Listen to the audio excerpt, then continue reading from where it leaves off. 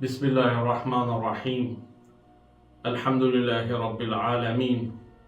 Wassalatu wassalamu ala Sayyidina wa Nabiyyina Muhammad wa ala alihi at-tayyibin at-tahirin wa sahbihi al-muntajabin wa ala al-jami' al-anbiya illahi wal mursalin. Me emrin e Allahut të gjithëmëshirshmit, mëshirëplot. Falënderimet I takojnë Allahut të madhëruar. Paqja e bekimet e Allahut qofshin mbi profetin Muhammed, mbi familjen e tij të pastër, mbi shokët e tij të zgjedhur dhe mbi të gjithë të dërguarit dhe profetët e Allahut të madhëruar. Të dashur vëllezër dhe motra, ju përshëndes me përshëndetjen e bukur islame. Assalamu alaikum wa rahmatullahi wa barakatuh. Paqja, bekimet, mirësitë dhe mëshira e Allahut qofshin mbi ju. Në vazhdim të rubrikës tonë Ti pyet, Kurani përgjigjet. Sot do t'i përgjigjemi pyetjes: a përmendet Gadir Humi në Kur'an? Ngjarja e Gadir Hum nuk përmendet me emër në Kur'an, por shumë komentues klasik dhe bashkohor kanë lidhur disa ajete me këtë ngjarje. Por çfarë është Gadir Humi? Gadir Hum është një vend midis Mekës dhe Medinës, ku pas haxhit të lamtumirës, dhe pikërisht me datën 18 Dhulhijhe që jemi sot, profeti Muhammed, paqja e bekimet e Allahut qofshin mbi të dhe mbi familjen e tij, ndaloi karvanin me muslimanët dhe mbajti një fjalim para mijëra sahabëve, shokëve të tij. Ndër të tjera në atë fjalim, profeti ynë I dashur sallallahu alaihi wa alihi tha: "Men kuntu maula fa hadha Aliyun maula." Kujti jam unë udhëheqës, Aliu është udhëheqësi I tij. Këtë hadith të profetit e transmetojnë shumë dietarë të hadithit, ndërta Imam Ahmad ibn Hanbal, gjithashtu at-Tirmidhi, an-Nisa'i, Ibn Majah e të tjerë. Në ajetin 67 të surës Maide, Allahu I madhëruar thot: Bismillahirrahmanirrahim.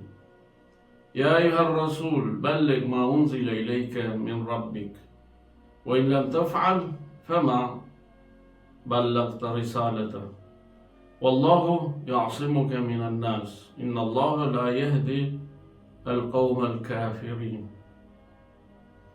O I dërguar, kumto atë që të është shpallur nga Zoti yt. Nëse nuk e bën, atëherë nuk e ke përcjell mesazhin e tij. Allahu do të mbrojë nga njerëzit. Allahu do të mbrojë pra për njerëzve. Vërtet, Allahu nuk e udhëzon popullin mohues. Komentuesit shiit thonë se ky ajet ka zbritur për udhëheqësinë, për imamatin e prisit të besimtarëve, Imam Aliu, paqja qoftë mbi të. Po ashtu, disa transmetime dhe komentime të ehli sunetit përmendin hadithe që e lidhin ajetin me Imam Aliun. Megjithse shumica e komentuesve të ehli sunetit e interpretojnë ajetin si urdhër për profetin Muhammed, paqja e bekimet Allahut qofshin mbi të dhe mbi familjen e tij, që të shpallë të gjithë mesazhin pa frikë. Al-Wahidi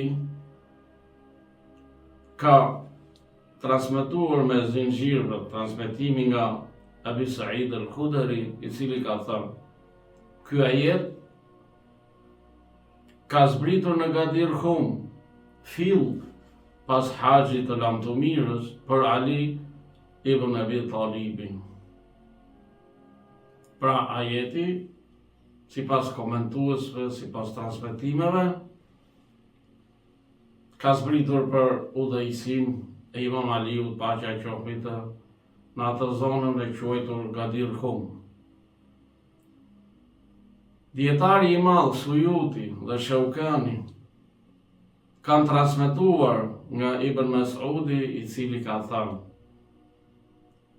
në kohën e të dërguarit të Allahut, lexonim ajetin: o ti i dërguar, kumto atë që tu zbrit nga Zoti jot. E lexonim që Aliu është udhëheqësi i besimtarëve.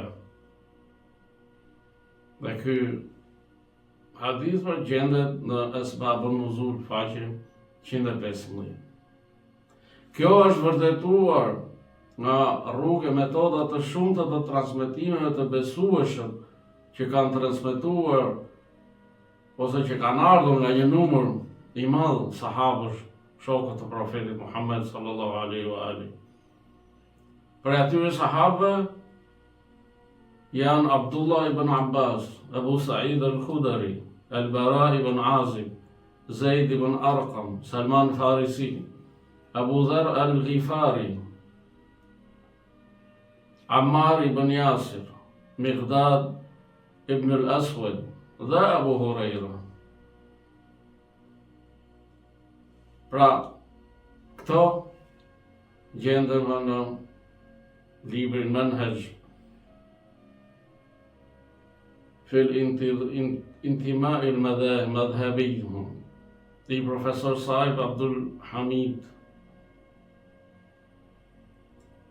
Në Gadir Hum, vendi pra që ndodhet mes Mekës dhe Medinës, profeti Muhammed, paqja e bekimet Allahut qofshin mbi të dhe mbi familjen e tij, mori dorën nga Aliut dhe ngriti atë derisa njerëzit panë të bardhën e pëllombës së tij dhe tha: për atë që kam qenë udhëheqësi i tij, edhe Aliu është udhëheqësi i tij.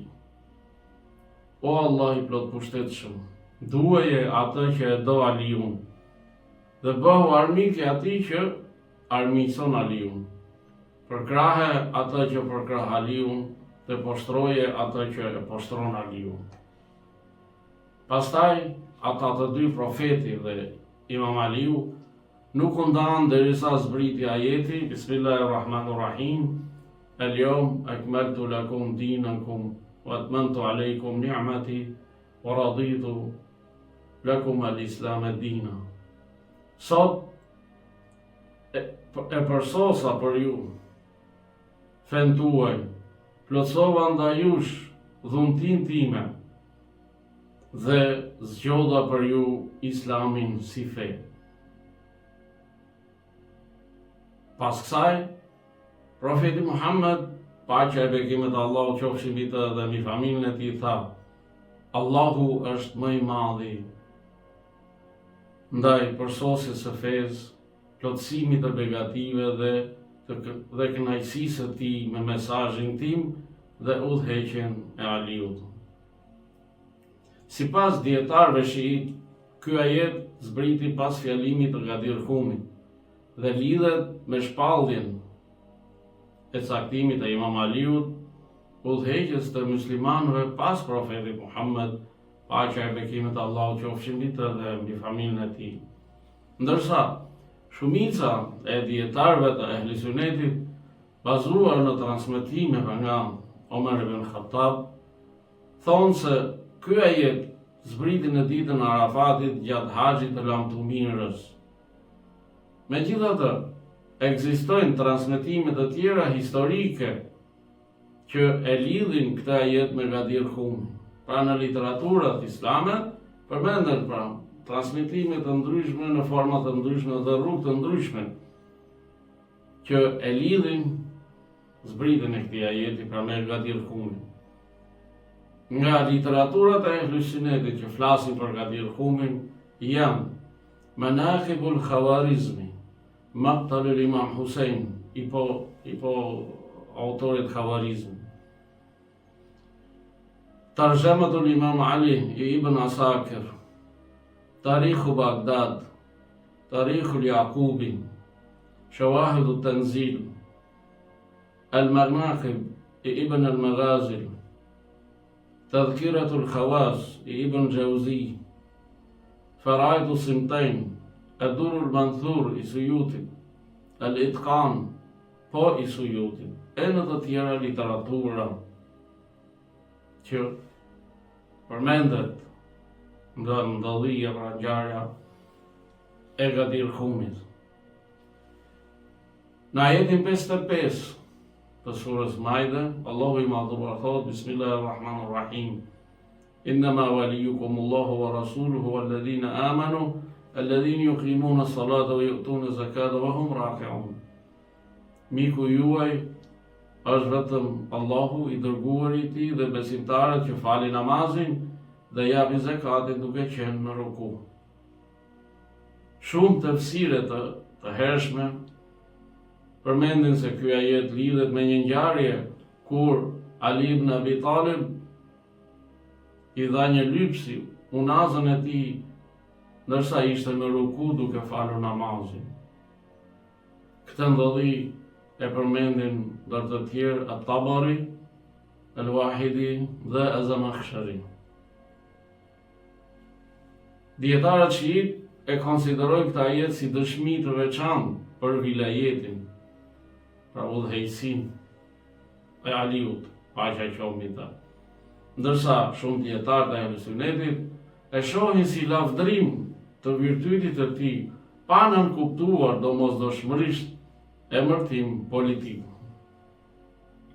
Shumica e dietarëve të Ahlusunnetit e pranojnë ngjarjen e Gadirit, e pranojnë hadithin man kuntu maula fa hadha Aliun maula, por e konsiderojnë atë një shpallje të dashurisë, nderimit dhe pozitës së lartë të Imam Aliut, dhe nuk e konsiderojnë atë një si emrim të qartë për udhëheqjes pas profetit Muhammed sallallahu alaihi wa alihi wasallam. Ndërsa dietarët shiit e shohin si shpallje të imamatit, të udhëheqësisë dhe të vilajetit të Imam Aliut pas profetit Muhammed sallallahu alaihi wa alihi. Ata i lidhin ajetet 63 dhe 3 dhe ajetin 55 të surës Al-Maide drejt për së drejti me Gadir Humin. Shumë dietarë të Ahlusunnetit që nuk e pranojnë interpretimin shiit, e pranojnë se Gadir Humi ishte një nga ngjarjet më të mëdha në jetën e profetit Muhammed, dhe se fjala e tij për Aliun nuk ishte pra një deklaratë e zakonshme. Prandaj, pavarësisht dallimeve në interpretim, si te tradita e Ahlusunnetit, ashtu edhe te ajo shiite, Gadir Humi mbetet një ngjarje me rëndësi të jashtëzakonshme në historinë islame, e lidhur ngushtë me figurën e Ali ibn Abi Talib dhe me çështjen e udhëheqjes së ummetit pas profetit Muhammed, paqja e bekimet Allahut qofshin mbi të dhe mbi familjen e tij. Nëse muslimanët në përgjithësi do ta përqendronin vëmendjen e tyre te çështja e ditës së Gadirit, ata do të zbulonin shumë domethënie dhe mësime të rëndësishme në këtë ngjarje, të cilat do të sillnin dobi të mëdha për ummetin islam. Gadir Humi mund të jetë një ditë reflektimi mbi unitetin, dashurinë për Ehli Bejtin dhe për kushtimin ndaj së vërtetës, duke i afruar muslimanët më shumë me moralin dhe shembullin e profetit Muhammed sallallahu alaihi wa alihi dhe të Imam Aliut, paqja qoftë mbi të. Gadiri na kujton se dashuria për Allahun lidhet me dashurinë për të dërguarin e tij profetin Muhammed. Dashuria për të dërguarin profetin Muhammed, paqja e bekimet Allahut qofshin mbi të dhe mbi familjen e tij, lidhet me dashurinë për Ehli Bejtin e tij të pastër e të bekuar. Udhëheqësia shpirtërore duhet të ndërtohet mbi dijen, drejtësinë, devotshmërinë dhe sakrificën Dhe të gjitha këto gjendeshin të kristalizuara në personalitetin e Imam Aliut, paqja e qoftë mbi të, me dëshminë e vetë profetit Muhammed sallallahu alaihi wa sallam. Përçarjet nuk duhet të na bëjnë të harrojmë virtytet e mëdha të ehli bejtit të profetit, paqja e qoftë mbi të. Gadiri nuk është vetëm një ngjarje historike. Ajo është një thirrje që zemrat e besimtarëve të lidhen me drejtsinë e Aliut, me urtësinë e Aliut, me trimrinë e Aliut dhe dashurinë e Aliut për Allahun dhe të dërguarin e tij. Kush e do Allahun dhe profetin Muhammed, paqja e bekimet Allahut qofshin mbi të dhe mbi familjen e tij, le të mos harroj familjen e tij të pastër të bekuar, pra ehli bejtin.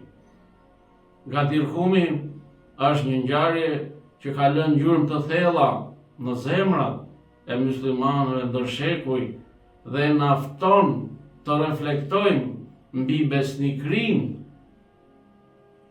mbi dashurinë për ehli bejtin dhe përgjegjësinë për të ruajtur amanetin e fesë. Allahu na i mbush zemrat tona me dritë, me urtësi dhe me bereqet. Allahu na bëft për atyre që e duan profetin Muhammed sallallahu alaihi wa alihi, e duan familjen e tij të pastër e të bekuar, i duan shokët e tij të zgjedhur dhe që ecin, na bëft për atyre që ecin në rrugën e drejtësisë dhe të mirësisë. O Allah, na bashko në dashurinë tënde, në dashurinë e të dërguarit tënd dhe në dashurinë e robëve të tu të mirë. Allahu ju ruaj, ju bekoft, ju dhe familjet tuaja kudo që t'jeni. Wassalamu alaikum rahmatullahi wa barakatuhu. Paqja, bekimet, mirësi dhe mëshira Allahut qofshin mbi ju.